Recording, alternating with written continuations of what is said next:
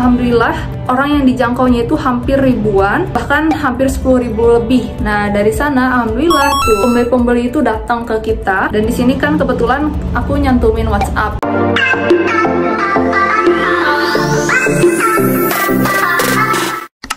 Halo, assalamualaikum preneurs, kembali lagi di channel kita Livepreneur Project. Wah, makasih banyak ya yang setia nontonin kita. Di sini adalah video yang kedua, yang sebelumnya udah aku upload nih videonya tentang ini.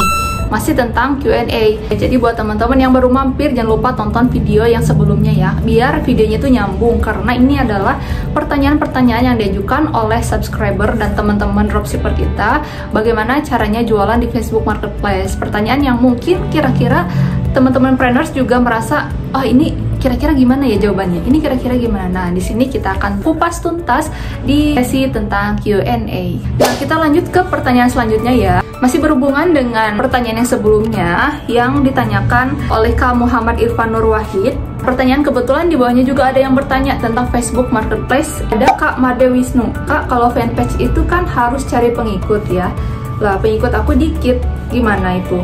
Malah besar yang di FB profil, itu gimana solusinya kan? Nah, buat Kak Made Wisnu, fanpage itu sangat potensial ya untuk berjualan di Facebook ya.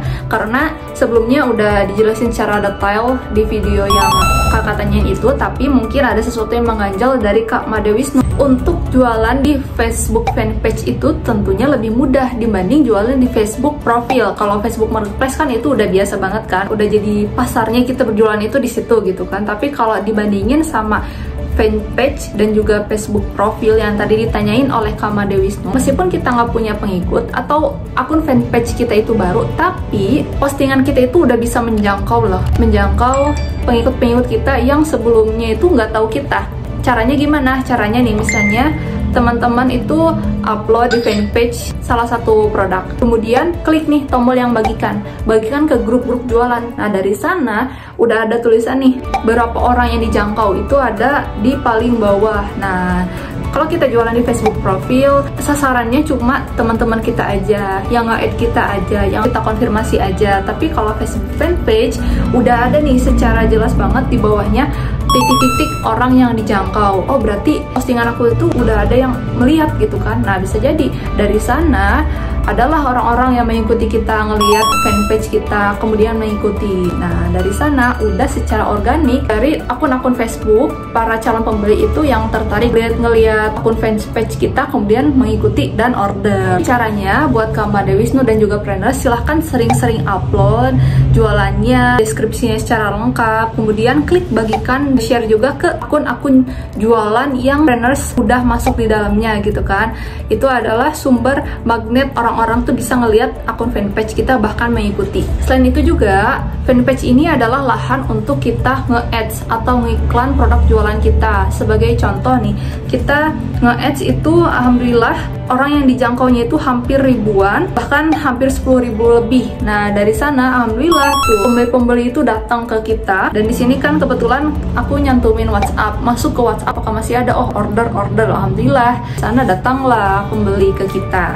Silahkan share, nanti juga kalau akun-akun pembeli itu pasti datang ke kita, pasti ngeliat, minimal ngeliat, lebihnya itu bisa ngikutin, bahkan bisa closing. Kemudian lanjut di pertanyaan yang ada di video kita, di setting lokasi untuk postingan di Facebook Marketplace yang ini, jangan lupa ditonton videonya. Untuk menentukan lokasi biar tertarget untuk produk kita, gimana cara lokasinya? Apakah ada trik tertentu? Apa cuma pakai feeling kita aja? Dropshipper kita juga sering banget ya nanyain, Kak ini pasarin kemana? Ini kan kita nyebar ke seluruh wilayah di Indonesia gitu, tapi kemana aja nih? Belum tentu. Misalnya jualan di daerah Gorontalo kan belum tentu juga ada yang suka dengan gamis. Nah, untuk penyebaran lokasi penjualan kita, lokasinya itu bebas ya preneurs. Mau pakai feeling juga boleh, karena ketika kita jual misalnya dari Sabang sampai Merauke, yaudah kita pasarin ke kota-kota besarnya ya, jangan lupa, karena biasanya kan kota-kota besarnya itu lebih mudah ditemuin di peta lokasi Facebook Marketplace ya. Misalnya ada di Bandar Lampung, Jambi, Samarinda, Balikpapan, Bandung, Gorontalo, dan lain sebagainya ya. Jangan lupa pasanginnya rata-rata di kota-kota besarnya. Ketika kita udah sering upload, nanti tuh pembeli-pembeli yang datang nih, dan kita bisa mengklasifikasikannya dan bisa menyimpulkan bahwa oh, barang jualan kita itu larisnya di kota ini nih. Nah itu pun yang udah kita lakuin, dan alhamdulillah toko kita sendiri udah punya kesimpulan target kota mana yang jadi langganan, karena kita kan sering banget ya masarin di seluruh Indonesia. Bika saya dari Jambi Kak, cek ongkir di Jambi. Oh berarti kesimpulannya Jambi menjadi salah satu lokasi target kita. Terus misalnya Preneurs jualan baju daster misalnya dipasarin ke daerah Samarinda, Kalimantan nih. Ketika kita pasarin, datang dari Samarinda. Terus daerah yang lain sepi nih, oh berarti punya kesimpulan inilah salah satu kota yang jadi target pasar kita. Jadi kuncinya apa? Kuncinya harus sering posting, harus sering menyebarkan produk kita ke seluruh wilayah Indonesia. Karena nanti seiring berjalannya waktu, seminggu, 2 minggu, sebulan, 2 bulan, bisa kita simpulkan sendiri kok rata-rata pembeli yang nanya ke kita, Kak cek ongkir dari kota ini, kita langsung tahu nih, kata dari sini nih, oh berarti ini adalah target kita yang pas. Selanjutnya pertanyaan via DM ya. Kebetulan ada yang bertanya juga yang masuk via DM Instagram, karena kebetulan kan saranin aja buat teman-teman, kalau misalnya ada pertanyaan bisa langsung tulis di komentar aja, karena biasanya kita memprioritaskan pertanyaan-pertanyaan yang ada di komentar YouTube. Sekaligus hal itu bisa menjadi bahan bacaan bagi preneurs yang kira-kira belum tahu nih pertanyaannya, oh udah dijawab di YouTube, oh udah dibikinin videonya gitu kan. Karena kalau mantengin di Instagram kan ketumpuk-ketumpuk sama DM-DM yang lain, atau belum sempet kebuka gitu kan. Kamu tanya tentang marketplace. Menangani marketplace sepi dari berawal yang ramai itu gimana ya Kak, biar supaya ramai lagi dan selalu ramai kalau bisa.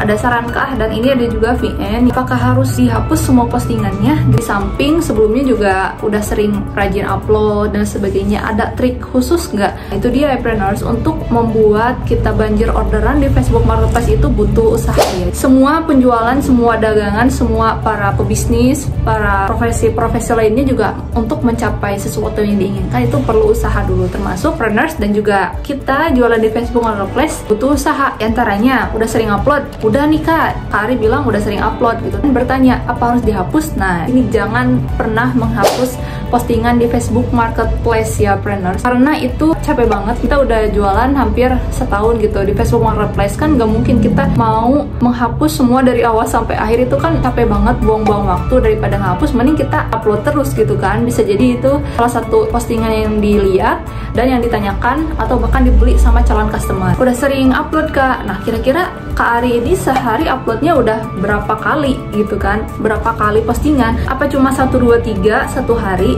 atau lebih gitu kan. Karena kalau misalnya sering upload pun itu nggak cukup, karena ketika kita upload berapa banyak yang kita uploadnya, misalnya udah sehari itu 10, 15, silahkan share sebanyak-banyaknya. Kenapa jangan dihapus Kak?